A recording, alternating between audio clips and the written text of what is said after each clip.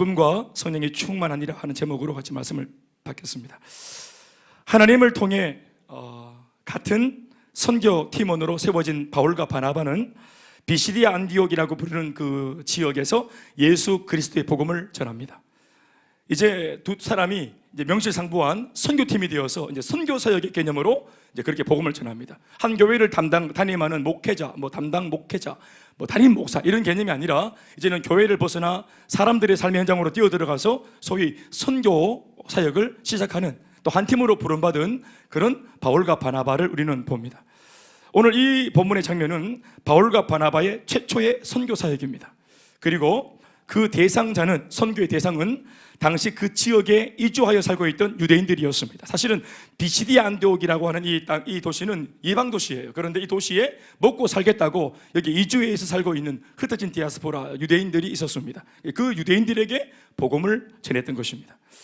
오늘 이 본문은 바울이 회당에서 유대인들을 상대로 예수 그리스도의 복음에 대한 설교를 한 차례 하고 난 직후에 있었던 상황을 기록해 놓은 것입니다. 그러니까 설교의 내용은 우리가 읽은 본문 앞에 있었고, 요 설교가 다 끝나고 난 뒤부터 사람들의 반응에서부터 우리는 오늘 본문에 채택해서 이 본문의 내용을 읽었습니다. 매주 안식일마다 회당에서는 객원 설교자들이 돌아가며 강연을 했는데, 이날에는 바울이 그 강단에 올라가서 설교를 했던 것입니다. 아무나 회당에서 강연을 할 수 있는 게 아닌데 바울에게 설교할 수 있는 이런 좋은 그런 기회가 주어졌던 까닭은 바울의 신분과 배경 때문이었습니다. 바울은 태생 자체가 유대인이었고 또 바리새인이었으며 율법에 관해서는 타의 추종을 부러워할 정도로 엄청나게 율법에 대한 방대한 지식을 갖춘 당대 최고의 엘리트였습니다. 아마 이런 것들을 언급했겠죠. 어필했겠죠. 그러니까 회당에서 율법을 논할 수 있는 자격이 부여된 것 같습니다. 그런 자신의 과거의 이력들이 예수 믿고 나서 복음을 전하는 이 일에 쓰인 거죠. 자신의 과거에 예수 믿기 전의 이력이 말이죠. 아멘, 아멘. 그러니까 유대인들의 세계에서 이게 통했던 겁니다. 자신이 율법을 알고 있고 또 바리새인이고 또 히브리인 중에 히브리인이고 유대인이고 이런 모든 과거의 전적들이 복음을 전하고 이 선교하는 일에 쓰인 겁니다. 그러나 당시 안디옥 지방 사람들에게 바울은요 그저 낯선 인물에 불과했는데, 이렇듯 아무도 기대하지 않았던 바울로부터 이제까지 단 한 번도 들어보지 못한, 전에 없던 복음에 대한 설교를 처음으로 그들이 듣게 되자 회당 안에 있던 유대인들은 동요하기 시작합니다. 틀림없이 유대인들의 전문 분야인 구약, 또 유대인들의 전문 분야였던 그들의 단골 그 논쟁거리의 그 중심이 있고 핵심의 그런 어떤 그런 그 주제였던 율법, 구약과 율법을 주제로 바울의 설교가 진행이 되었는데, 이 웃긴 것은 뭐냐면은 이 바울의 강론은 율법과 구약으로 강연이 시작되었는데 이 강연의 결론은 예수였습니다. 강연은 구약이라고 하는 주제로 시작되었고 또 율법으로 시작되었지만 아까도 말했지만 결론은 예수였다. 그러니까 구약으로 시작한 강연은 구약의 성취자로 오신 예수가 결론이었고, 율법으로 강연이 시작되었지만 정작 그 율법을 완성하러 이 땅에 오신 분이 예수셨기 때문에 예수가 율법의 결론이었습니다. 바울이 전한 설교의 마지막 결론을 함께 읽어보시겠습니다. 오늘 참고 구절인데 사도행전 13장 38절로 39절 말씀, 오늘 읽진 않았지만 앞에 있는 설교 내용의 중심을 한번 따서 읽어보시겠습니다. 결론입니다. 설교의 시작. 그러므로 형제들아 너희가 알 것은 이 사람을 힘입어 죄사함을 너희에게 전하는 이것이며. 자, 이 사람 바로 예수를 말하는 겁니다. 아멘, 아멘. 나는 지금 너희한테 예수를 통한 죄사함을 지금 너희한테 전하고 있다. 또 시작. 또 모세의 율법으로 너희가 의롭다 하심을 얻지 못하던 모든 일에도 이 사람 예수를 힘입어 믿는 자마다 의롭다 하심을 얻는 이것이라. 아멘, 아멘.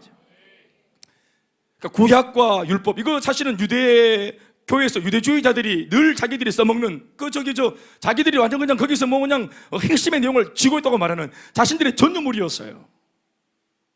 이것에 근거해서 예수는 이단이다 이렇게 나왔는데, 바울은 구약과 율법을 가지고 얘기를 하면서 그 결론이 이것에 근거해서 예수는 아니다, 이게 유대인들의 고백인데, 바울은 역으로 구약과 율법의 근거에, 그래 너희들이 자랑하는 그 구약과 율법의 근거에서 내가 말하고 이 말씀을 딱 푸니까 결론이 예수가 나온 겁니다.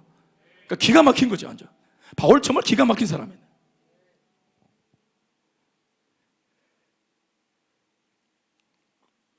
모세를 통한 율법과 그 율법대로 다 지켜 행하는 사람에게만 구원이 있을 수 있다고 믿어왔고, 또 이제껏 그렇게 남을 가르쳐왔던 유대인들에게 바울은 직격탄을 날린 겁니다.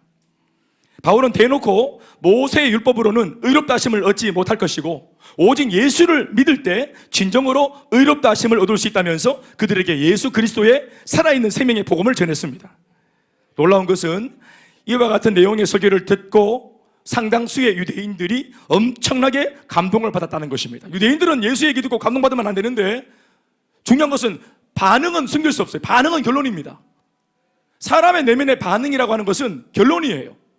이건 숨길 수가 없어. 그러니까 자기에게 일어난 반응을 숨기려고 나타난 반응을 감출 수는 있겠지.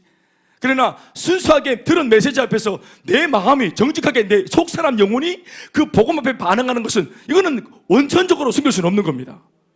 이게 부끄러워서 도망갈 수는 있지만 유대인들이 예수의 말을 듣고 복음을 들으면 감동받으면 안 되는데 그 회당에 앉아있던 사람들은 예수의 결론을 딱 듣고는 마음에 감동이 일어났는데 이 사람들이 누구냐면 유대인들이에요.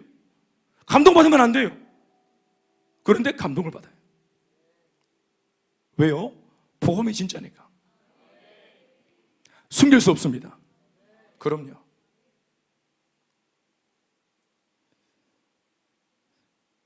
이에 더 나아가 아예 사람들이 하는 말이, 유대인들이 하는 말이 다음 주 안식일에도 오늘 바울 선생님 당신이 오늘 설교한 이 복음 설교를 또다시 해주면 참 좋겠다고, 다음 주 안식일에도 회당에 오셔서 당신이 이 설교를 한 번 더 해달라고. 그래서 앵콜을 요청합니다. 설교 앵콜, 참 대단한 겁니다. 우리는 또 하나 이렇게 하는데 다시 듣고 싶다. 42절의 말씀입니다. 그들이 나갈새, 그러니까 이제 안식일에서 그 회당의 그 집회가 마친 겁니다. 그들이 나가면서 하는 말이 사람들이 청하되 바울에게 다음 안식일에도 이 말씀을 하라 하더라 이렇게 했습니다. 심지어 어떤 유대인들은 아예 바울을 따라 나서겠다는 사람들도 있어서 간신히 만류해야 될 상황이 펼쳐지기도 했습니다. 이 말은 바울을 스승으로 모시고 따르겠다는 뜻입니다. 엄청난 파장이 일어난 거죠. 이어지는 말씀 43절을 보시면은 회당의 모임이 끝난 후에 유대인과 유대교에 입교한 경건한 사람들이 많이 바울과 바나바를 따르니 두 사도가 더불어 말하고 항상 하나님의 은혜 가운데 있으라 권하니라. 우리를 따르지 말고 주목하지 말고 주님을 바라봐라 이러면서 간신히 뛰어났다 이 말입니다. 그럴 정도로 사람들이 완전히 영적으로 반해가지고 바울 이러면서 따라왔다 이 말이에요. 복음을 한 차례 들은 것뿐인데 사람들의 반응은 너무도 뜨거웠습니다. 단 한 번의 복음 설교를 통해 회당 안 전체에 엄청난 영적인 파문이 일어난 것입니다. 앵콜을 요청한 사람들, 바울을 따르겠다는 사람들까지, 이런 결과들을 보면 당시 바울이 전한 복음의 위력이 얼마나 강력한 것이었는지를 충분히 짐작할 수 있습니다. 복음은 이런 능력입니다. 여기서 우리는 유대인들의 마음을 흔들어 놓은 그 바울의 설교 내용을 조금 더 구체적으로 살펴보겠습니다.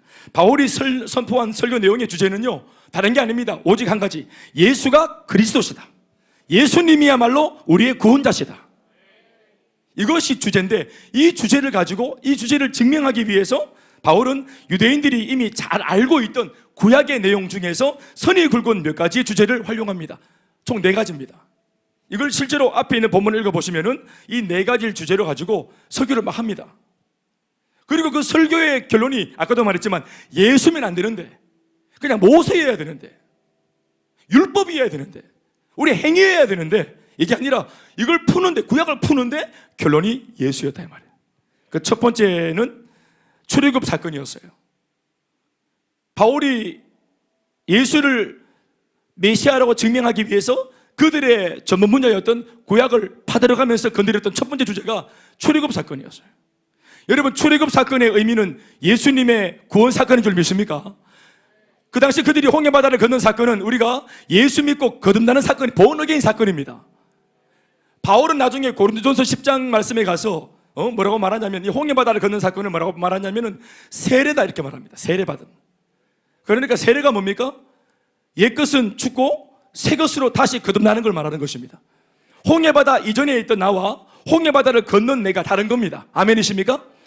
이게 지금 신약으로 말하면 뭡니까? 예수 믿고 그 자리에서 구원받은 걸 말하는 겁니다.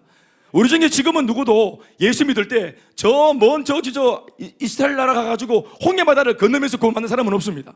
그러나 지금은 예수님을 나의 구주로 마음속에 영접만 하면 그 순간 우리의 삶 전체가 송두리째 저 애굽에서 출애굽에서 홍해를 건너고 저편으로 건너가는 사건으로 간주가 되는 것입니다. 예수를 믿는 것이 홍해를 건너는 거예요. 아멘입니까? 그러면 출애굽 사건의 핵심이 뭡니까? 그들을 이끌어낸 모세는 누구를 의미하는 것입니까? 우리를 구원하신 예수님을 예표하는 것이 홍해바다 출애굽 사건의 주역이었던 모세가 상징하는 것입니다. 아멘입니까? 출애굽 사건의 진짜 주인공은 예수입니다. 두 번째는 가나안 정복 사건입니다. 세 번째는 다윗 이야기입니다. 그리고 가장 최근의 인물이었던 세례 요한의 이야기. 이 선이 굵은 네 가지의 주제로 바울은 예수가 그리스도시다라는 것을 설명해 가는 것이죠. 먼저 바울은 구약으로 설명합니다. 이걸 총망라해서 하나님께서 모세를 통해 그 옛날 이스라엘 백성들을 애굽에서 불러내시고 광야를 지나 가나안 땅을 기적적으로 정복하게 하셨고, 벌써 두 가지가 남았죠. 그 이후에 그 땅에서 왕정 국가를 세워서 초대 왕이던 사울 왕을 지나 다윗 왕을 세우셨는데, 다윗이야말로 하나님 마음에 합한 인물이었으며 이 다윗의 뿌리에서 메시아가 날 것이라 예언하셨다. 그런데 바로 그 이새의 뿌리, 다윗의 뿌리 난다고 했던 그 메시아, 그분이 바로 예수님이시다, 이렇게 설명을 했던 것입니다. 쉽게 말해 예수님은 구약 이스라엘 민족의 모든 스토리와 예언을 총망라하는 결론이신 분이시다. 그리고 그 예수가 바로 하나님이 이제껏 보내시마 약속하셨던 그 메시아라는 사실을 설명한 것입니다. 구약시대의 모든 예언의 그 중심에 그 결론이 예수다. 더불어 비교적 가장 가까운 최근에 존재했던 세례 요한이 말하기를 나 자신 뒤에 오시는 분이야말로 진짜 메시아라 했는데, 그분이 바로 이 예수라는 사실을 선포했던 것입니다. 사실 당시 모든 유대인들이 생각하고 있던 예수는 이단의 괴수로 십자가형을 언도받고 죽은 한낱 사형수에 불과한 존재였는데, 그런 예수를 놓고 실상은 그가 하나님께서 보내신 메시아이며 구원자라고 하는 바울의 이 설교는 당시 유대인들을 향한 직격탄이나 다를 바가 없는 메시지였습니다. 아멘이십니까? 불행한 한낱 이상한 미치광이 사형수가 아니라 우리의 구원자, 하나님이 보내신 나의 구세주. 굉장히 간격이 있는데 바울은 이것을 하나님의 말씀을 초목초목 설명하면서 이거를 설명해 가는 것입니다. 아무튼 어느새 시간이 지나 약속했던 다음 안식일이 왔고, 바울은 약속대로 회당에 들어서서 지난주와 똑같은 복음 메시지, 이 네 가지의 내용을 통하여 예수가 그리스도시라고 하는 이 내용을 설교하기 위해서 그렇게 이제 회당에 들어간 것입니다. 그리고 그 복음 메시지를 유대인에게 다시 한 번 더 전합니다. 놀라운 사실이 뭐냐 하면, 이날 바울이 전하는 복음을 듣기 위해서 그 도시 비시디아 안디옥에 거주하는 거의 모든 시민이, 온 시민, 오늘 본문에는 온 시민, 모든 시민이 회당으로 몰려드는 전대미문의 대박 사건이 일어난 것입니다. 지난 안식일 이후로 불과 며칠 동안 만에 바울이 전한 복음에 대한 소문이 비시디아 안디옥 전역에 퍼지면서 사람들이 나도 꼭 한번 바울이라는 사람의 설교를 들어봐야 되겠다, 나도 꼭 한번 그 감동이 충만한, 들으면 그냥 눈물이 쏟아지고 들으면 그냥 내 마음이 먼저 반응하는, 이제껏 막혀있던 모든 사주팔자 운명이 뒤집어지는, 살 것 같다 그냥 마음속에 감탄이 터져나오는, 감동받는,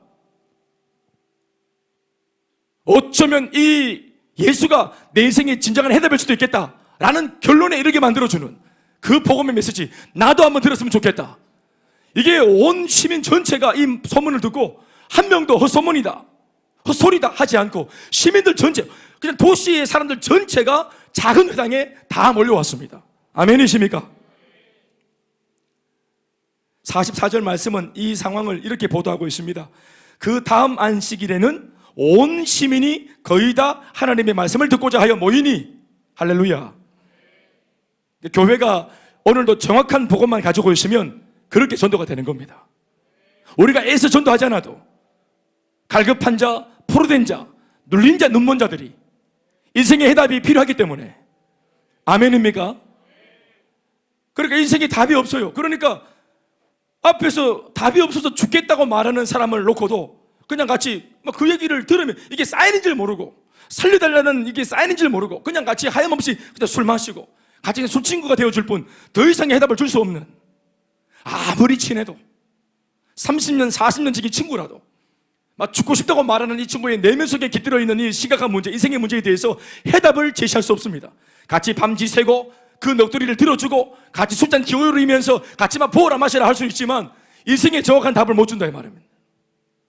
그러나 교회가 오늘 이렇게 목말라 있는 세대를 향해서 교회가 정확한 생명의 복음을 쥐고 있으면 그들의 마음속에 어차피 복음이 필요하기 때문에 반드시 귀를 열고 기울이게 됩니다. 반드시 교회를 찾아오게 됩니다. 이 소문, 좋은 소문이 반드시 사방팔방으로 퍼져나가기를 간절히 소망합니다. 정말로 거룩한 소문, 거기 가면 산다더라, 거기 가면 회복될 수 있다더라, 이런 문제도 역전할 수 있다더라, 하도 안 된다, 못한다, 할 수 없다, 불가능하다, 끝났다. 이 코로나 시국에 우리가 마음속으로 가지고 있는 은밀한 메시지가 그거 아닙니까? 해봐도 안 된다더라, 이런 시국에는 뭘 도전해도 망하기 딱 좋다더라, 아예 아서라, 이런 말들 말입니다. 많이 들어왔습니다. 그러나 교회만큼은 다른 말을 할 수 있어야 됩니다. 물론 말은 할 수 있겠지만 근거가 있어요. 근거를 가지고 할 수 있는 말. 아멘이십니까? 교회는 됩니다. 교회 안에서 답을 줄 수 있습니다. 복음이 답입니다. 여러분, 이걸 우리가 안 하니까 점쟁이들이 합니다. 이거 교회가 안 하니까 점쟁이들이 한다고. 점쟁이들이 막 눈만이 보라리면서 겁을 막 주면서 점쟁이들이 한다. 부족 이거 빤스에 잘 넣어놔야 된다고. 할 수 있다, 될 수 있다, 교회만이 할 수 있는 우리만의 특별한 고백입니다. 근거를 가지고 근거 있는 확신입니다. 그러니까 예수 믿는 사람들은 예수 믿는 사람만이 할 수 있는 말을 할 수 있어야 됩니다. 와보라 할 수 있어야 됩니다. 그 다음 안식일에는 온 시민이 거의 다 바울이 전하는 하나님의 말씀을 듣고자 하여 한 곳에 모였다. 아멘, 아멘. 이것이 바로 진짜 복음, 정확한 복음, 생명의 복음이 일으키는 역동성입니다. 단 한 번 세상에 복음이라고 하는 것이 처음으로 소개되고 공개되자 이내 곧 한 도시 전체가 들썩거리는 이 놀라운 역사를 우리는 비상한 마음으로 주목할 필요가 있습니다. 왜냐하면 오늘 나 자신이 오늘 이곳에 있는 우리 모두가 소유한 복음이 바로 그 시절 그 복음과 똑같은 복음이기 때문에 그렇습니다. 한 도시를 들었다 놨다 영적으로 파장을 일으킨 그 복음, 바울의 복음이 아니요, 그때 그 바울의 복음이나 오늘 우리가 믿는 이 복음이나 똑같은 복음입니다. 예. 그래서 우리는 이런 말씀들을 읽으면서 실제로 내가 써먹어 보지 못해서 나는 잘 모르겠는 이 복음의 활용성을 바울이 얼마나 잘 활용해 먹었는가를 보면서 다시 한번 새삼스럽지만 내 속에 있는 복음에 대한 확신을 가져야 됩니다. 아멘입니까? 그래서 우리는 부지런히 성경을 읽을 필요가 거기에 있는 겁니다. 말씀을 읽어봐야 알지요. 그 말씀 속에 기록된 이와 같은 복음의 역사들을 잘 눈여겨봐야 합니다. 또 써먹어야 됩니다. 그래야 오늘 내가 믿는 예수가 어떤 분이시며 오늘 내가 소유한 복음이 어떤 능력의 복음인지를 우리 모두가 오늘 이 시간 이곳에서 이 시대에 제대로 깨달을 수 있습니다. 그 능력과 그 가치를 제대로 알아야 우리도 우리의 삶에서 이 복음을 제대로 써먹을 수 있지 않겠습니까? 아멘입니까? 이런 사람들이 그냥 한 도시 전체가 들썩거리면서 나의 이 설교를 듣기 위해서 몰려온 이 상황을 바라보는 바울의 마음도 사람이기 때문에 얼마나 흥분이 됐겠습니까? 이런 흥분되는 상황 안에서도 바울은 오히려 침착하고 담대하게 자신이 해야 될 일을 잘 진행해 갑니다. 그러나 두 번째 설교 직후 지난 안식일과는 다른 분위기가 만들어지더니 한쪽에서 잠자코 바울의 설교를 듣고 있던 일단의 무리들이 바울의 설교를 반박하고 나서기 시작합니다. 그들은 유대인들이었는데 구체적으로 말하자면 역사와 전통을 자랑하는 뼛속까지도 율법주의로 가득 채워져 있던 이른바 정통파 유대인들이었습니다. 45절 말씀을 보면 유대인들이 그 무리를 보고 시기가 가득하여 바울이 말하는 것을 반박하고 비방했다 이렇게 적고 있습니다. 오늘 바울의 말씀을 반박하고 비방하는 이 유대인이라는 사람들은 지난주에 막 앵콜을 요청하고 따르겠다는 그 유대인들이 아닙니다. 어떤 면에서는 그 유대인들은 최근에 비시디 안디옥에서 유대교로 전도받아서 최근에 유대교로 입문한 사람들입니다. 그러니까 초짜 유대교인들이에요. 바울의 인기가 하늘을 찌를 만큼 온 도시 시민들의 반응이 좋은 걸 보자 이걸 지켜보던 정통파 유대인들은 더 이상 그 꼴을 지켜볼 수 없어서 바울이 전한 메시지를 반박하고 비방한 것입니다. 그러나 사실 그 배경은 사실은 영적인 것으로서 시기와 질투, 그거죠. 꼴 보기 싫은 거죠. 시기와 질투입니다. 그리고 마귀가 부추기는 견딜 수 없는 하나님과 복음에 대한 적개심이죠. 사실상 정통파 유대인들은 유대교에 입문한 지 얼마 안 된 초짜들이 지난주 바울의 메시지에 반응하는 것을 보면서 그 당시에는 어느 정도 용인을 해줬습니다. 왜 그렇습니까? 왜 용인해줬어요? 지난주에는 최근에 입문한 우리 유대교 초신자들이 바울의 복음에 예수교에 반응하는 것을 보면서 왜 정통파 선배 유대인들이 왜 그걸 용인해줬습니까? 자신이 있었거든요. 자신이 있었기 때문입니다. 반대로 말하면 바울의 그 어둡지 않은 설교가 같지 않았기 때문이에요. 봐줄만 했어요. 견딜만 했어요. 이런 어둡지 않은 얘기를 듣고 우리 애들이 뭘 그렇게 대단히 반응하겠는가 하는 것에 있어가지고 자신이 있었습니다. 그런데 막상 뚜껑을 열자 바울의 입에서 선포되어지는 메시지 한 말씀은 너무도 강력했고 논리적연했으며 심지어 논리와 함께 가슴을 치는 감동과 뜨거움도 있었던 겁니다. 할렐루야. 이것을 아까도 말했지만 누구도 부인할 수가 없어요. 이 말씀을 들을 때 사실은 영적인 기류가 딱 만들어지면서 누구도 부인할 수 없는, 이런 방구할 수 없는 영적인 압도감. 아멘입니까? 영적으로 메시지가 사람들의 생각과 마음을 사로잡아서 완전히 영적으로 장악한 겁니다. 그리고 유대인들이 실제로 복음을 들으면서 반응을 했어요. 감동을 받았어요. 아까도 말했지만 반응은 메시지를 들을 때 최초의 나의 마음의 반응은 감출 수가 없습니다. 틀림없이 반응을 했고 분명히 감동을 받았어요. 자신들의 예상을 훨씬 뛰어넘는 메시지가 선포되었고 이에 너무 지나치다 싶을 정도로 복음에 대한 사람들의 반응을, 그 뜨거운 반응을 보게 되죠. 그제야 정통파 유대인들은 마음이 불편해지기 시작하고 안색이 달라지더니 급기야는 바울의 메시지를 반박하고 비방하기에 이릅니다. 거짓말이다, 궤변이다. 주변 사람들이 너무 칭찬일색하며 격하게 또 긍정적으로 반응을 보이자 이런 사람들의 반응에 시기와 분노가 일어난 것이 원인이었습니다. 지난주 한 번은 그런 대로 견딜만 했는데 이것이 재차 이어지고 더 확산되자 더 이상 참을 수 없었던 것입니다. 그래서 오늘은 대적하는 겁니다. 그래서 오늘은 넘어가지 못하는 것입니다. 그러나 바울이 이들의 공격과 핍박에 대하여 전혀 신경 쓸 필요가 없는 까닭은 바울이 선포한 복음 앞에 이미 자신들이 졌다는 것을 알고 있기 때문에 이런 식으로 마지막 발광을 하는 겁니다.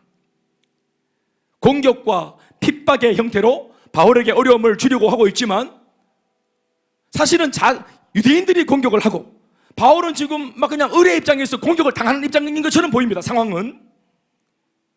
그러나 사실은 이미 유대인들 자신들의 어두움과 거짓이 폭로되고 그 정체가 들통이 난 것에 대하여 이렇게라도 한번 반발해 보려는 마지막 발광이라고 하는 것을 아는 바울은 조금도 흔들림이 없습니다. 우리도 그래야 합니다. 아멘이십니까? 상황이 갑자기 복음을 전하는데 어려워졌다. 가만히 있던 사람이 갑자기 이상한 반응을 보이면서 막 공격을 하기 시작한다. 그래서 갑자기 왜 이런 일이 일어날까? 지난주는 참 순조로웠는데 왜 이번 주는 빡셀까? 여러분, 이 시련과 박해의 상황은 나의 사역자의 사역의 끝을 말하는 것이 아니라 악한 사탄 마귀의 끝을 의미하는 것입니다. 아멘입니까? 마지막 그 악한 사탄이 발광하는 겁니다.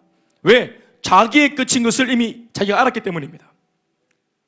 이러다가 나 이 사람 뺏기겠다. 이렇게 계속 행복 모임 사역자가 계속 밀고 들어오는데 오지 말라고 그렇게 하는데도 계속 기도하고 들어오고 기도하고 들어오고, 이때 이제 마귀가 끝나겠다 이거. 이때까지 내가 잡고 있었던 이 사람 뺏기겠다. 교회 뺏기겠다. 또 마귀만 하는 게 아니라 불신자인 그 사람도 압니다. 내일 가다 교회 가겠다. 이거 압니다. 이게 자기도 내일 가다 예수 믿겠는 걸 안다고.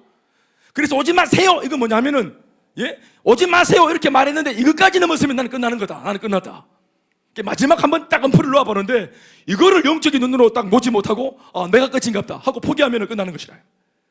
자신의 끝인 것을 알기 때문에 발광을 하는 것입니다.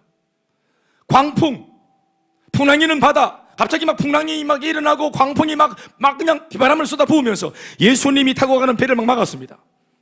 이 편에서 저 편으로 가는 갈릴리 바다, 그 예수님의 그 배가 지금 막 건너가고 있는데 이 배를 막 미친 바람이 막 막아냅니다. 막 막아섭니다. 파도가 막 일어나서 막 막아냅니다. 배가 못 오도록 막 막습니다. 여러분, 이 배가 가려고 하는 목적지가 어디였습니까? 그라사 광인을 구원하러 가는 길이었습니다.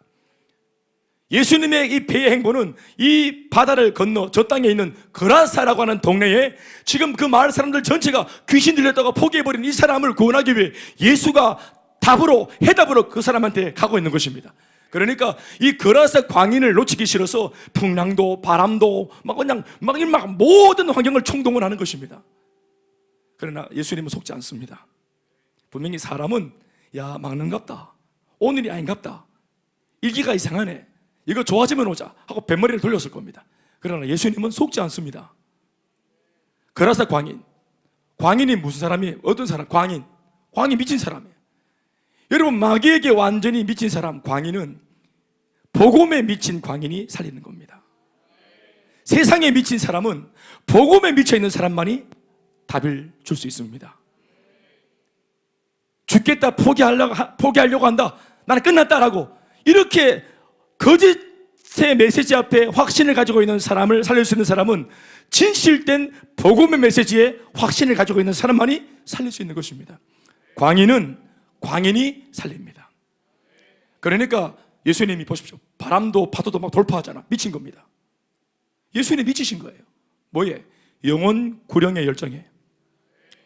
내가 저 청년을 살려고야 말겠다. 그러니까 여러분, 십자가에 막 신이 올라가시잖아요. 신의 아들이 막 십자가에 올라가잖아요. 그게 정상입니까?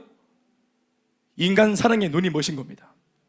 그러니까 그렇게 눈이 멀 정도로 나의 아내를 돌아보지 않을 정도로 온몸을 다 불사지르는 그 정말 미친 것 같은 사랑이 세상에 미치고 죄에 미치고 어두움에 사로잡혀 있는 사람들을 건져내는 것입니다. 왜 우리는 못할까요? 충분히 미쳐있지 못하기 때문입니다. 결국 전도는 뭐냐? 믿음 대 믿음의 싸움입니다. 여러분, 우리는 믿는 사람이죠. 신자죠. 예수 안 믿는 사람들을 뭐라 부릅니까? 불신자. 그렇죠. 여러분, 우리도 믿지만 불신자들도 믿는 겁니다. 뭐를? 하나님이 없다고, 아닐 줄로 믿습니다. 불신, 아닐 줄 믿을 신, 아닌 줄로, 예수가 구주가 아닌 줄로 믿는 사람들이 불신자입니다. 그러니까 불신자의 믿음과 하나님이 살아있다고 믿는 우리의 믿음이 싸우는 겁니다. 전도는 믿음의 대결이에요. 그런데 세상 사람들은 하나님이 없다는 것에 대해서 얼마나 확신이 있나요? 그들의 눈빛을 보세요. 그들의 말을 들어보세요. 얼마나 확신이 있습니까? 신은 없다, 하나님은 절대로 없다, 내세는 없다. 여기에 대해서 확신이 있어요. 그 확신을 삶으로 표현도 합니다. 어떻게? 죄를 짓는 행위를 보십시오. 하나님이 없다고 믿으니까 이 믿음을 따라서 노세 젊어서 노세, 이 땅이 전부라요. 그러니까 뭐 나중에 없어. 그렇게 이 땅에서 불나방처럼 막 몸을 불사지르면서 내일 없는 것처럼 막 죄를 짓잖아요. 어디서 오는 겁니까? 그 죄 짓는 모습이 확신에서 오는 겁니다. 확신에서. 심판은 없다, 지옥은 없다, 확신해서 아닐 줄로 믿는 믿음. 그런데 우리는 진짜로 믿는데, 우리는 하나님이 살아계신 것을 믿는데, 아멘이십니까? 이 믿음이 어떻게 불신을 못 이깁니까? 진짜 믿음이 어떻게 아닌 것을, 거짓을 믿는 믿음을 못 이기냐 이 말이에요. 충분히 미쳐야 됩니다. 우리가 그래서 복음을 전해나가기 전에 미치려고 기도하고 가잖아요. 안미리 자매님 알겠죠? 그러니까 맨정신으로 못 이기는 기라. 기도해서, 오늘 밤에 다 미치러 온 겁니다. 기도해야 돼. 기도.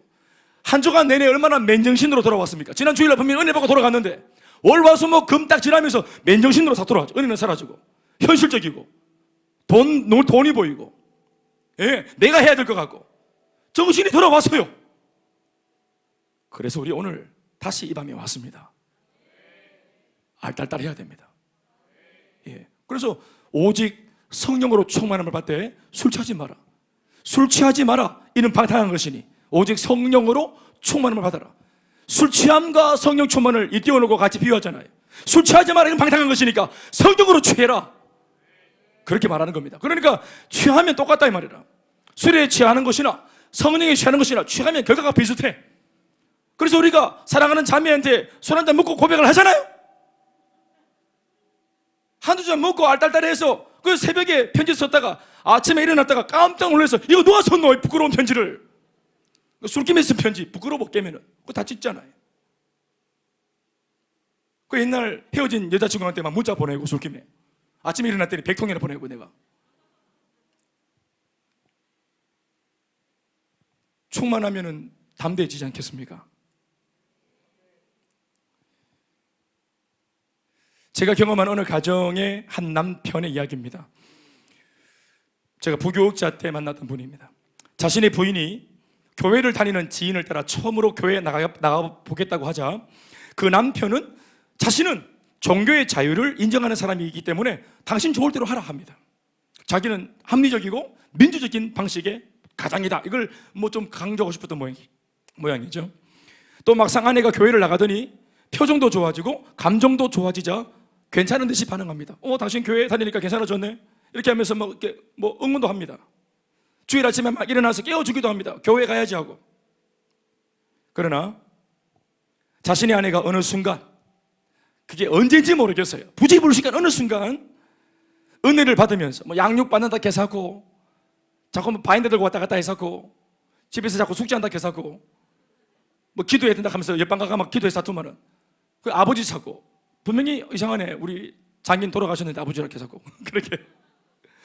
그래 자꾸 막 해사투면은 어느 순간 은혜를 받으면서 이 부인이 제대로 예수를 만나고 진짜 거듭난 신앙인이 되어서 열정적으로 신앙생활을 하기 시작하자 그 남편은 충격을 받습니다. 적지 않은 충격을 받죠. 긴장을 합니다. 심지어는 작은 일에도 시비를 걸며 싸움을 만드는 등 교회를 핍박하고 비방하고 부인을 반대합니다. 부인을 못 살게 굽니다. 그러니까 그런 일이 일어납니다. 처음에는 막 자기가 호기 있게 막 이렇게 다 베풀어 주는 것처럼 막 다니라고 해주고, 때로는 막 차에 태워가지고 교회 앞에까지 내려주고 하기도 하고, 이렇게 막 호의를 베풉니다. 그런데 부인이 은혜 받아서 진짜 예수, 진짜 복음 이러면서 막 기도하고 막 불같이 달려가고 이러면은 그때부터 막 이게 사람이 변합니다.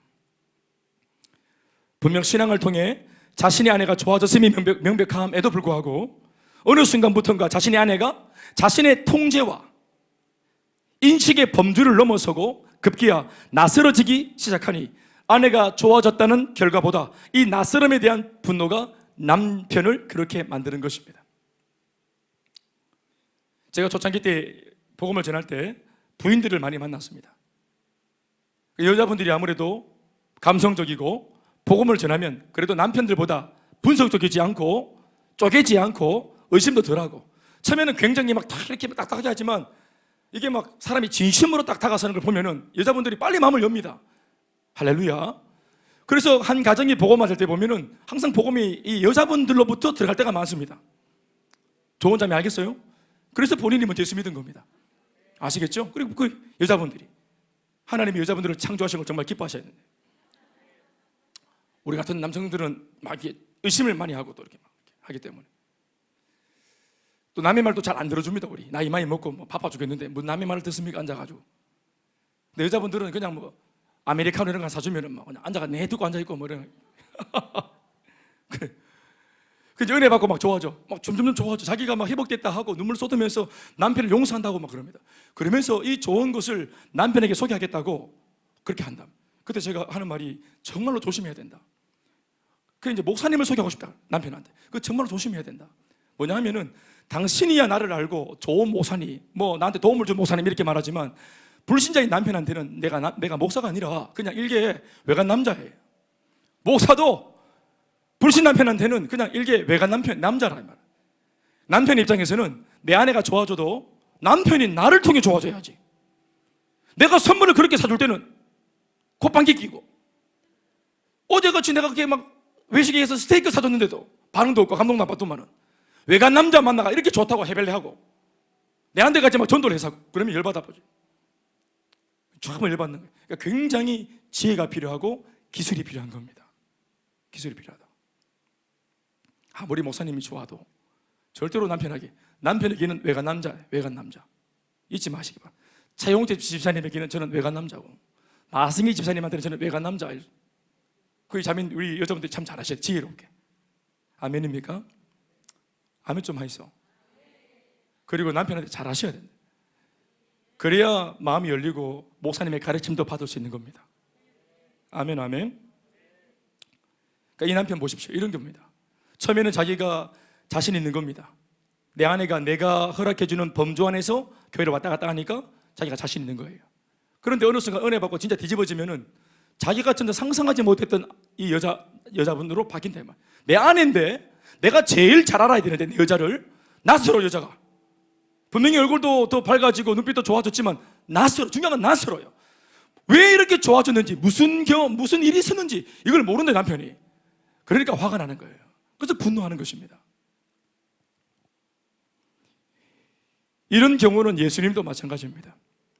예수님을 바라보던 바리새인들이나 당시 종교 지도자들의 경우 처음에는 예수님의 행보가 그나마 자신들이 가소롭게 봐줄만 하니까 가만뒀지만 점차 그 예수의 영향력이 거세지고 이내 자신의 통제권 이상의 영역으로 치고 나가자 이에 시기와 분노를 느낀 그들은 결국 예수를 죽이겠다고 모의를 하지 않습니까? 저 죽여야 된다 제가. 앞서 언급한 이 모든 사건들의 공통점은 하나님의 사명을 감당하며 주님 앞에 올곧은 삶을 살겠다고 그렇게 결단하면 여지없이 공격과 시련이 온다는 것입니다. 그러나 사명의 사람은 결코 그런 결과를 두려워하지 말아야 합니다. 그 자신이 뭔가 잘못해서 이런 결과가 나타난 것이 아니기 때문에 그렇죠. 잘못한 게 아닙니다. 오히려 시기가 날 만큼 옳고 분노가 날 만큼 선하기 때문에 마귀가 그 속에서 발광을 하는 것입니다.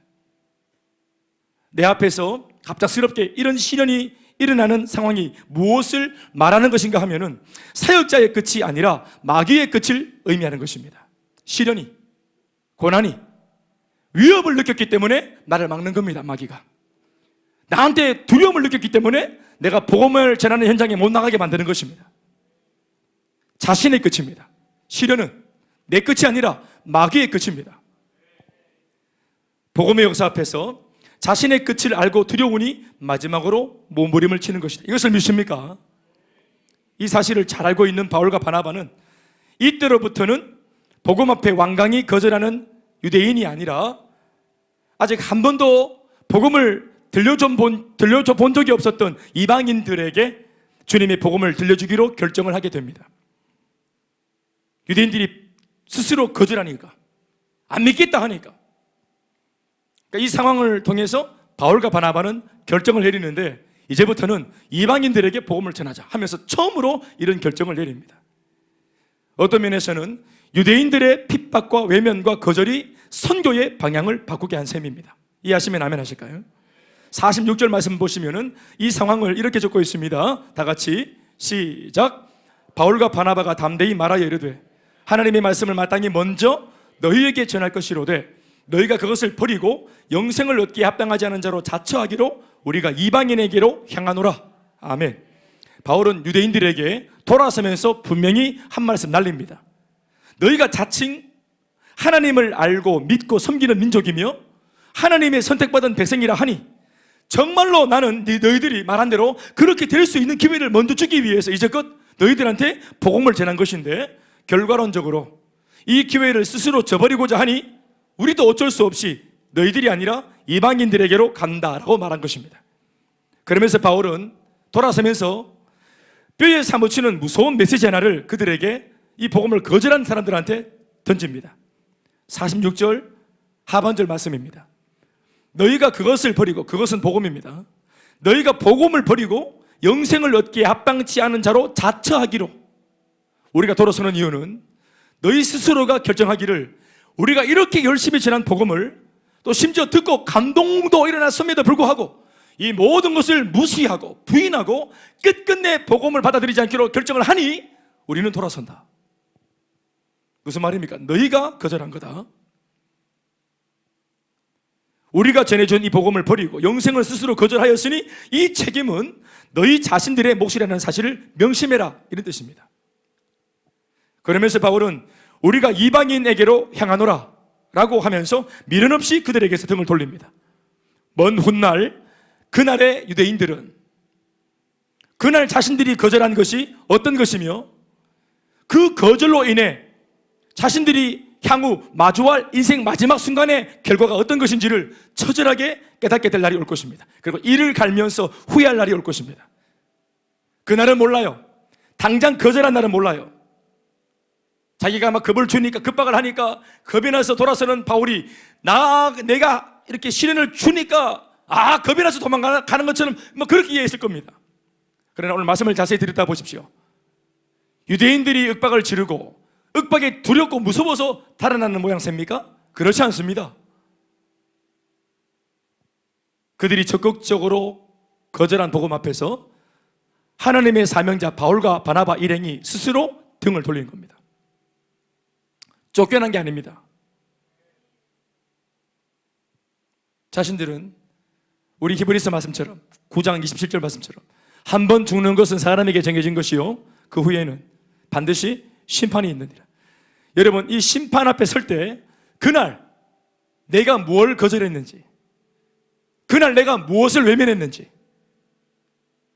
하마터면 내가 무엇을 내 손에 거머쥘 뻔했는지, 그러다가 내가 뭘 놓쳤는지, 그날 그 순간 모든 인생들이 단 한 번 반드시 서게 되는 그 자리에서 그들은 처절하게 회개를 할 것입니다. 후회할 것입니다.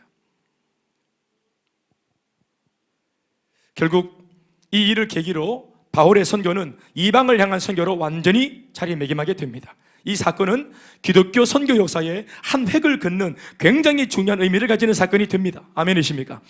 이 순간을 계기로 해서 이방 선교를 향한 하나님의 꿈은 바울의 이 결정을 통하여 정확한 궤도에 진입하게 되고 비로소 이방 선교의 박차가 가해지게 됩니다. 그리고 이때의 이 방향 설정 때문에 오늘 이 땅에 속한 우리 조선인들, 저와 여러분들에게도 복음이 이렇게 전해진 겁니다. 이때의 핸들링, 이때 이방 선교에 대한 방향이 열리고 문이 열리면서 예루살렘 중심으로 보면 여전히 우리나라 사람들도 다 이방인들 아니겠습니까? 저와 여러분들도 다 이방인들 아니겠습니까? 우리들을 향한 하나님의 선한 계획이 열린 겁니다. 이날 이 사건으로. 바울은 오늘 이 사건이 이전에 자신이 하나님으로부터 기도하다가 미리 들었던 이방 선교에 대한 예언의 성취임을 알고 47절 말씀을 통해서 이렇게 고백합니다. 다 같이 시작. 주께서 이같이 우리에게 명하시되 내가 너를 이방의 빛으로 삼아 너로 땅끝까지 구원하게 하리라 하셨느니라 하니. 아멘이십니까? 사실 이 음성은 바울이 이전에 자신이 회심하면서 아라비아 광야에서나 어느 한 지점에서 분명히 기도하다가 하나님 나를 왜 이렇게 구원하셨습니까? 하나님 나를 이렇게 왜 각중에 부르셨습니까? 기도하는 중에 하나님이 바울한테 들려준 음성입니다. 바울아, 나는 너를 이방의 빛으로 삼을 거야. 바울아, 나는 너를 이방 저 땅끝까지 모든 민족을 구원하는 일에 내가 너를 귀한 그릇으로 사용할 거야. 아멘이십니까? 그러니까 땅끝까지, 그러니까 무슨 말이냐면 이방인들, 그러니까 유대인이 아니라 이방인들에게 복음을 전하는 일을 내가 할 것이라는 것을 알았지만, 이 음성을 드러났지만 이것이 언제쯤 이루어질지, 이 일이 하나님 하신 이 말씀이 언제 어떨 때 성취가 될지 사실 바울은 은근히 이게 궁금했어요. 그런데 오늘 이 자기 눈앞에 펼쳐지는 이 사건을 통해서 오늘 이 순간부터 하나님이 이전에 말씀하셨던 이방 선교의 문은 지금부터 열린다. 나는 이 일에 쓰임받는 것이다. 그러니까 이전에 들었던 말씀이 이 어처구니 없는 시련의 사건을 통해서 이게 응답이라는 것을 알게 되었습니다. 시련이 응답이었습니다. 핍박이 응답이었습니다. 아멘이십니까?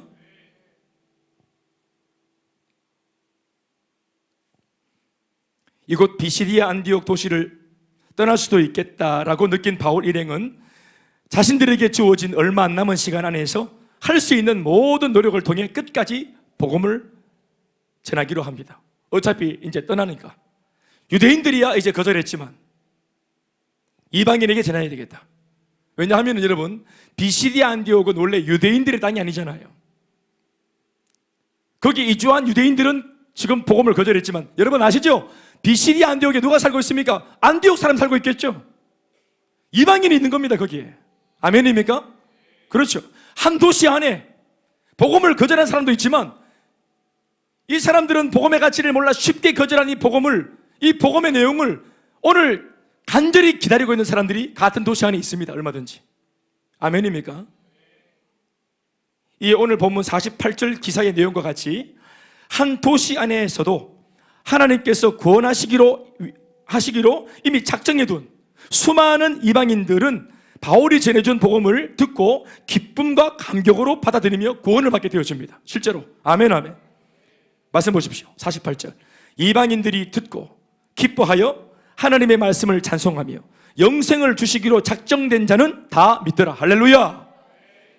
예수 믿기로 작정된 사람들이 성도 그 성 안에 있습니다.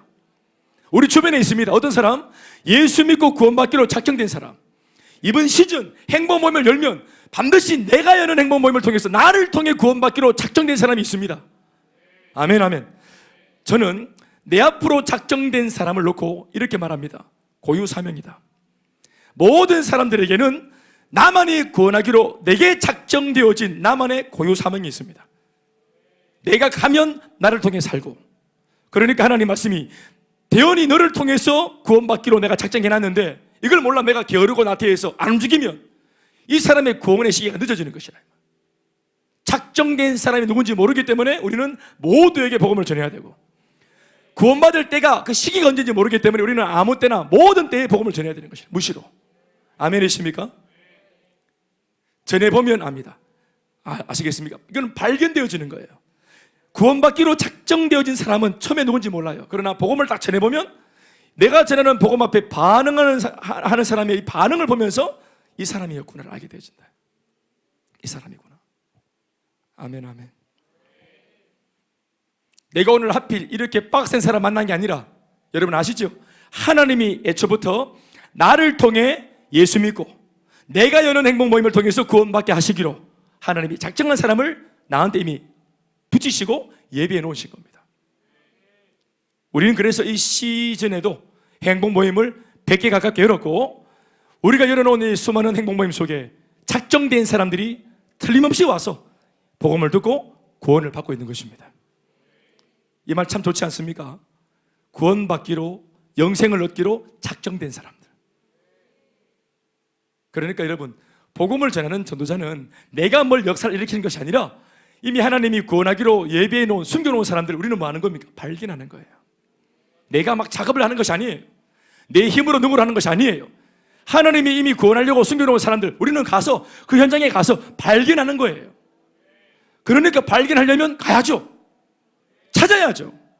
아멘, 아멘.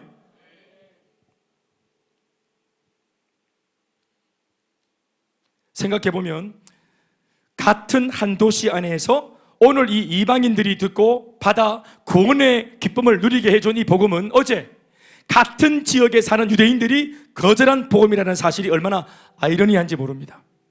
오늘 내가 듣고 믿게 된 이 복음은 어제 누군가가 거절한 복음이라는 사실을 우리는 기억해야 됩니다.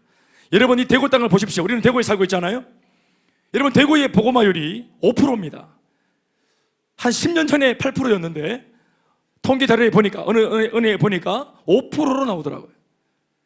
대구 시민 250만 명 중에서 예수 믿는 사람이 5%. 그러니까 우리 오늘 여기 있는 사람들이 그 5%에 들어온 겁니다. 그러니까 5%에 들어 예수를 믿고 이렇게 금요일 밤에 기도하기까지 신앙이 있어서 이 자리에 앉아있는 여러분들은 정말 대단한 것입니다.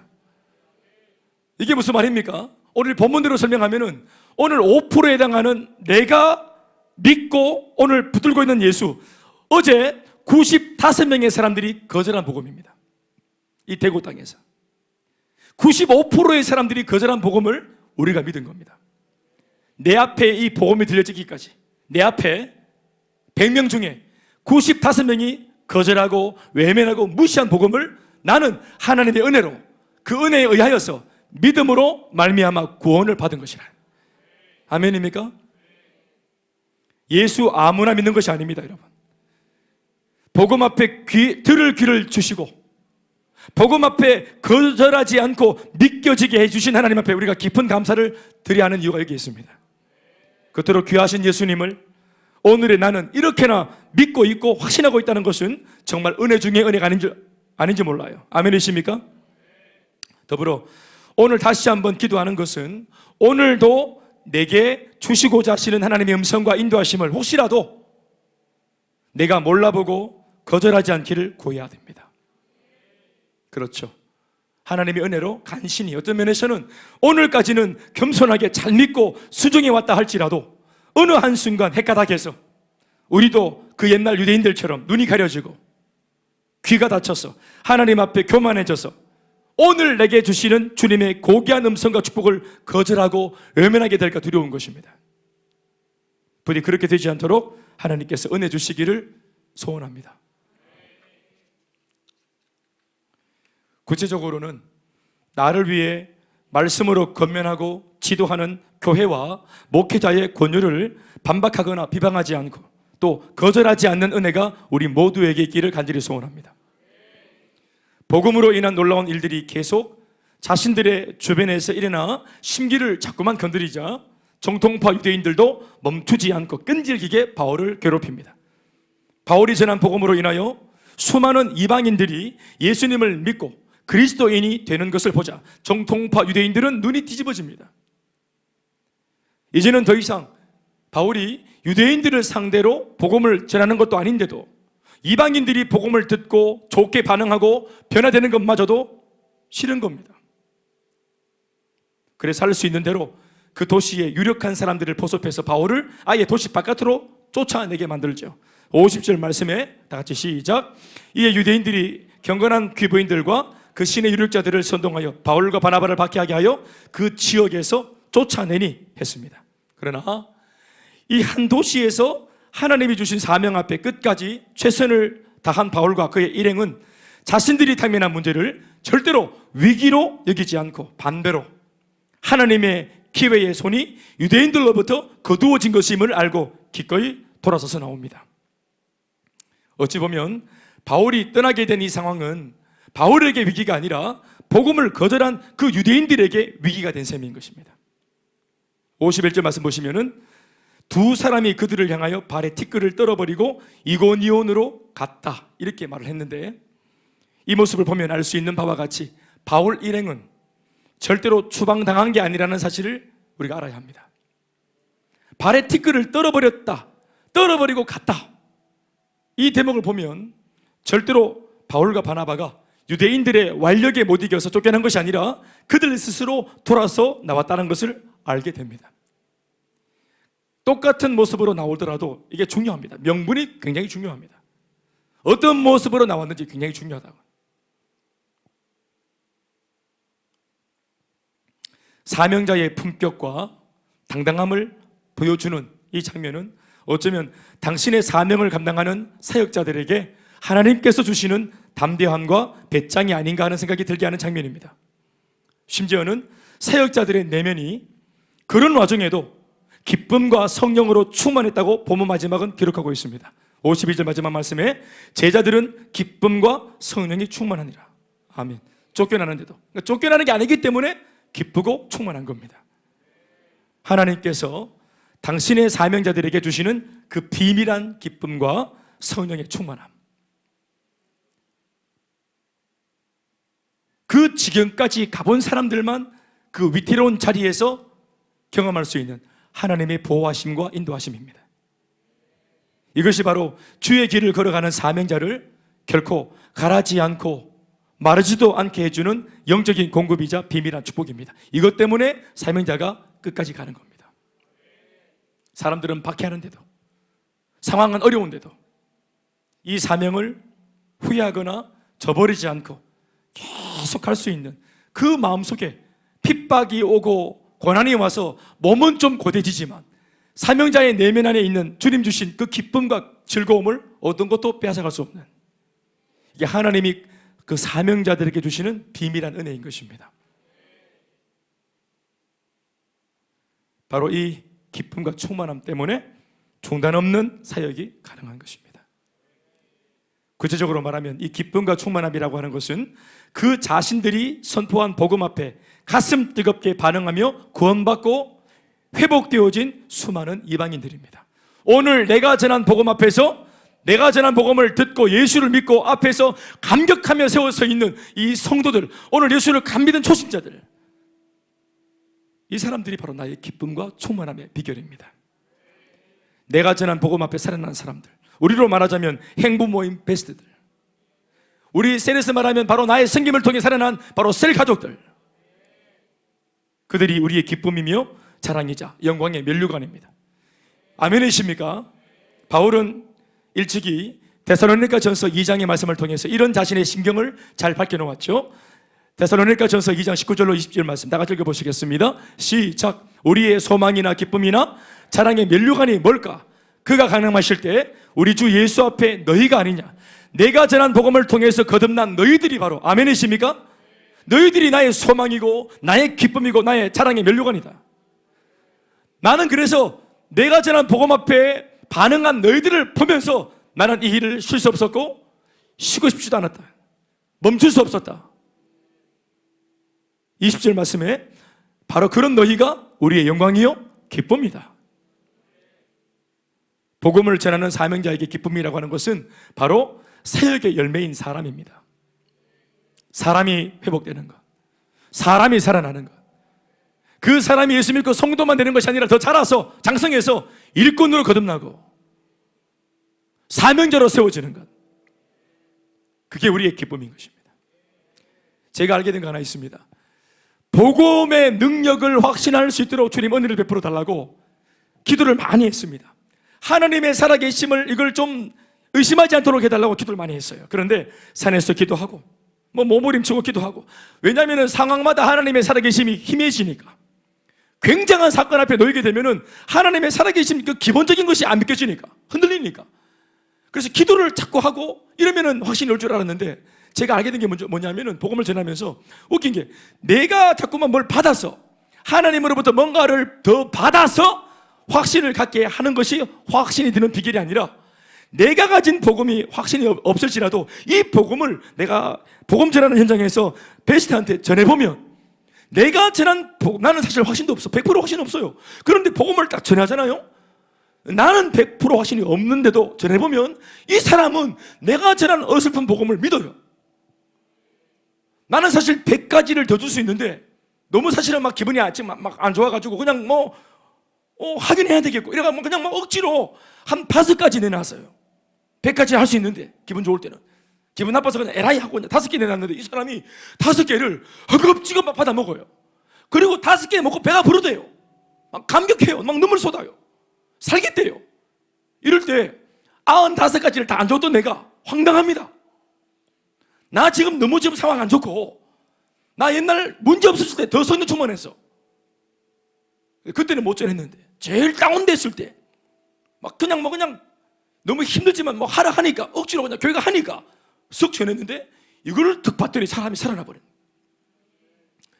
그러면서 여러분 어떤 일이 일어납니까?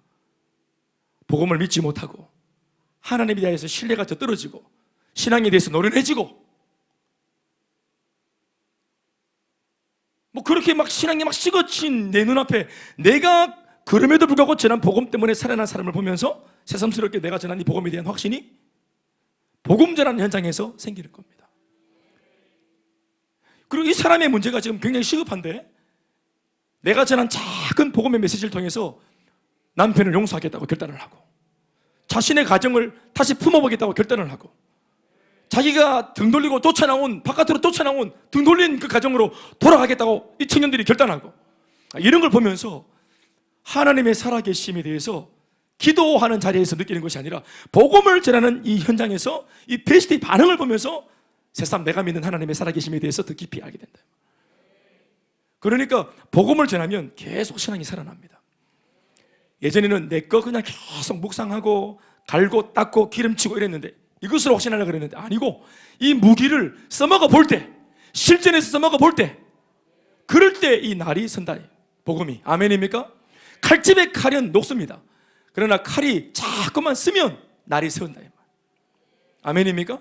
복음을 자꾸 써먹고 신앙을 자꾸 써먹고, 아멘입니까? 그래서 셀리더가 되어지면 살아납니다. 우리 생각에는 안 셀리더인 사람들은 생각할 때 셀리더 하면 힘들겠다 이렇게 생각하는데, 셀리더가 되어서 남을 붙들어주고 남을 세워주는 일을 하다 보면 자기가 제일 먼저 살아납니다. 이게 희한한 거예요. 희한하다고. 저 바울이 왜 저렇게 살아있습니까? 계속 복음을 전하고 달려가니까, 선교하니까 막 살아나는 거예요. 아멘입니까? 누구보다 확신하는 거예요. 기독교는 사색하는 종교가 아닙니다. 보리수 밑에서 도 닦는 게 아닙니다. 우리의 진리는 전합니다. 전할 때 남도 살고 나도 사는 복음입니다. 아멘입니까? 말씀 뵙겠습니다. 아까도 말했지만 결국은 그것입니다. 복음을 전하는 사명자에게 기쁨이라고 하는 것은 바로 다른 게 아니라 사역의 열매인 사람이다. 일꾼에게 진짜 위로는 하나님이 또 다른 일꾼을 붙여주실 때입니다. 그 사람들이 복음을 듣고 다시 살아나고 예배자가 되어 하나님 앞에 굳건하게 세워질 때 비로소 복음 전한 사명자는 사는 겁니다. 유대인들이 아무리 막 그냥 거절해도 궤변이라고 막 윽박 지르고 막 그냥 공격해대도 그렇게 바울의 복음이 가짜라고 우겨대는 사람들의 말을 들으면 몰라. 바울은 안 그랬겠지만 우리는 흔들릴 수 있잖아요. 너 가짜라고 말하면 흔들릴 수 있어요. 그런데 이 가짜라고 말하는 복음을, 어떤 사람은 가짜라고 말하는 복음을 어디에다가 전해보면 이 가짜를 듣고 이 사람이 살아나요. 살아나는 사람을 보면서 이게 가짜가 아니라는 사실을 확정하게 되어진다. 이 사람은 나를 기죽이려고 계속 누르는데 복음을 전하는 현장을 딱 가지고 있으면 절대로 기가 죽지 않습니다. 절대로 기가 안 죽는다. 그래서 훈련받을 때 우리 그 강상 목사님 그렇게 말씀하셔요. 목회자들이 훈련받는 자리에서 목회자들이 힘들어서 많이 왔기 때문에 여러분, 목사님 여러분, 사모님 여러분 많이 힘드시죠? 저쪽에서 막 아멘 해서 하더라고. 때리치우고 싶으시죠? 아멘 해서 하더라고. 진짜로 힘들 때, 기도마저 안 될 때 사랑하는 목사님 여러분, 복음을 전하면 살아납니다. 이렇게 말씀하시더라고요. 전도하면 살아난다고. 우리는 내가 살아야 복음을 전하지. 그런데 성경은 역설이에요. 내가 죽고 싶을 때, 아무 힘이 없을 때, 하나님마저도 힘이 들 때 복음을 전하면 살아납니다. 그 제가 그걸 배웠겠죠. 저도 목회하면서 힘들고 어려웠을 때가 있었습니다. 그 아내랑 같이 되게 막 낙심이 오고 힘들 때, 사실은 아내가 저보다 좀 강했던 것 같아요. 결국 또 되게 힘들어지니까 나는 사실 좀 더 막 응석도 부리고 싶고 그러니까 제가 사실 마음이 없는 말도 했어요. 나 안 할란다 하면서. 집사람이 그런 날을 세워줄 줄 알고 내가 선빵을 날렸지. 난 못하겠다. 그랬더니 집사람이 어떻게 말하냐면, 나는 계속 할 건데 다시는 안 할 거냐고. 난 안 한다 그랬어요. 그랬더니 집사람이 그럼 이혼을 하자고. 나는 네 비전 따라 갈 거라고. 당신이 안 한다고 그러면 우리는 뭐 갈라서야지. 내가 벌떡 일어나서 같이 살자고. 뭐 어떻게 하면 살 수 있냐 그랬더니 행복모임 하러 가자는 거예요. 지금 막 마음도 답답하고 막 사람 자체를 만나기 싫고 눌리고 이러는데 행복모임 하러 가자는 거예요. 예? 예수를 같이 믿는 사람들 만나기도 힘들어 죽겠는데 불신자를 만나잖아. 그래서 알지요, 무슨 말인지. 그래서 그냥 꾸역꾸역 가서 복음을 딱 전하는데 복음을 전하면서 진짜로 살아나는 거예요. 제일 힘들 때 아내와 제가 결정했던 것은 아울리치 필리핀 선교하는 것이었습니다. 제일 힘들 때. 그 힘든 상황이 끝나지 않고 진행되는 중에 아내와 제가 다 놓고, 사람의 힘으로 누구는 안 되는데 뭐 딱 놓고 우리는 선교 간다 하고 필리핀에 딱 날아갔어요. 둘이.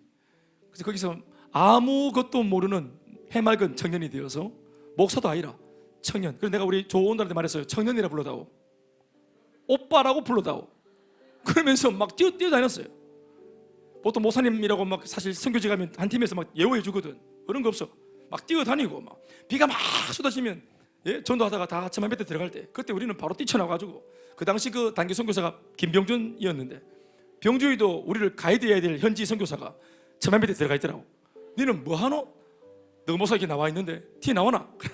비 쫙 맞으면서 막 길 들고 쫓아다니면서 계속 전도를 했더니 우리 팀이 그 천만 밑에 있다가 다 미안하지 다 나오더라고. 다 비 맞으면서 복음 전하고, 비 쫄딱 맞고 같이 막 또 거리를 걸으면서 꼭 필리핀 아이들과 같이 막 놀고 농구도 하고 또 복음을 전하고, 그렇게 복음을 막 다 잊어버리고 일주일 내내 그냥 복음 전하고 그냥 그렇게 하면서 하나님이 마음을 회복시켜 주시는 거예요. 어디까지 내려가겠노? 그래, 뭐 더 이상 내려갈 때까지, 없을 때까지 내려가고 땅을 치면은 그때부터는 솟아나지 않겠나? 이게 뭐 사람의 힘으로 뭐 능으로 할 수 있나? 나는 그러나 내게 주신 비전, 그렇지, 마귀가 사람도 잡아뜨리고 일꾼도 잡아뜨리고 교회도 흔들 수 있지만 한 가지, 목회자인 내 마음속에 하나님이 애초에 심어주신 이 비전은 절대로 못 뺏어간다. 나는 다시 할 거다. 다 무너뜨려도 어차피 우리 개척할 때 이 비전 하나 믿고 개척을 그 위에 세웠기 때문에 그렇지, 이 비전이 있으면 다시 할 수 있다. 회복이 팍 일어나더라. 그래서 다시 열심히 했더니 또 하나님께서 그것을 또 채워주시고, 그래서 이전보다 훨씬 뛰어넘어 오늘 여기까지 오게 된 것입니다. 이것을 저랑 같이 한 10년을 보낸 우리 교회 식구들은 다 알고 있습니다. 이 무슨 말인지 다 알고 있습니다. 만만하지 않았습니다. 유대인들이 방해하죠. 유대인들이 예수를 알아도, 하나님을 알아도 어설프게 아는 사람들이 교회 식구 안에 불신자가 있어요. 가족들 안에 예수님 말씀이 원수가 있다 합니까? 더 알기 때문에 더 비참하게 상처를 줄 수 있습니다. 어설프게 믿으면 그런 고통이 우리에게 일어나게 되는 것입니다. 그런 중에 하나님께서 주시는 위로가 뭔지 아십니까? 일꾼이 탁 나타나는 것입니다. 일꾼이 진짜 오자마자 일하는 게 아니고요. 지는 자기 일 때문에 힘들어가지고 살려고 교회에 와서요. 문제 때문에 누가 봐도 문제 만난 사람이에요. 그런데 보고만 해서 기도하고 자세히 삶을 자세히 보고 대화를 해보면은 이게 속에 막 심지가 있어. 불이. 지는 몰라. 김 목사 눈에 보이는 거예요. 하나님 딱 영혼을 열어주셔가지고 일꾼인데 이거.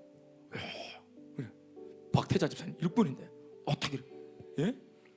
제가 우리 누굽니까? 우리 민혁이 엄마 박미애 집사님, 우리 아들 민혁이가 백혈병 한참 발병해서 백혈병 때문에 중리산이하면서 그 고통 가운데 그 소문 듣고 보험 전화로 갔잖아요. 아내랑 같이 병원에 갔더니 사실은 엄마가 정신이 하나도 없고 가있기는 지금의 저런 미모가 아니었습니다.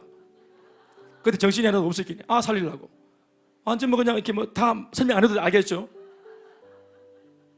화장도 없는 얼굴에 하여튼 눈썹도 없으시고 이러면서 이렇게 바쁘게 예 저희 이렇게 좀 상황 듣고 왔습니다. 기도하러 왔습니다. 아이고 예 하면서 관심도 없고 또 이제 나중에는 집으로 찾아갔는데도 저쪽에 그 주방에 있어가지고 계속 이제 등으로 얘기하시고 모르지요.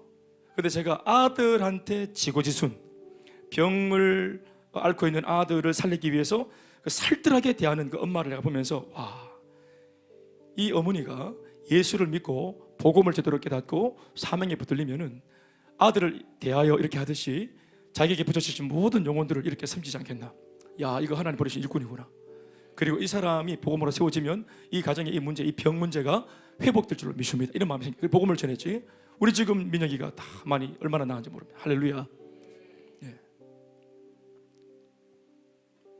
또 지금 본인이 기타 또 이제 교습소를 차려가지고 또 많은 아이들을 지금도 전도하고 있고, 또 어머니는 제가 봤던 그대로, 제가 잘못 본 게 아니었지. 지금도 이렇게 온 천지를 돌아다니면서 복음을 전하고 거절 계속 당하는데도 끝까지 포기하지 않고 또 도전하는. 아멘입니까?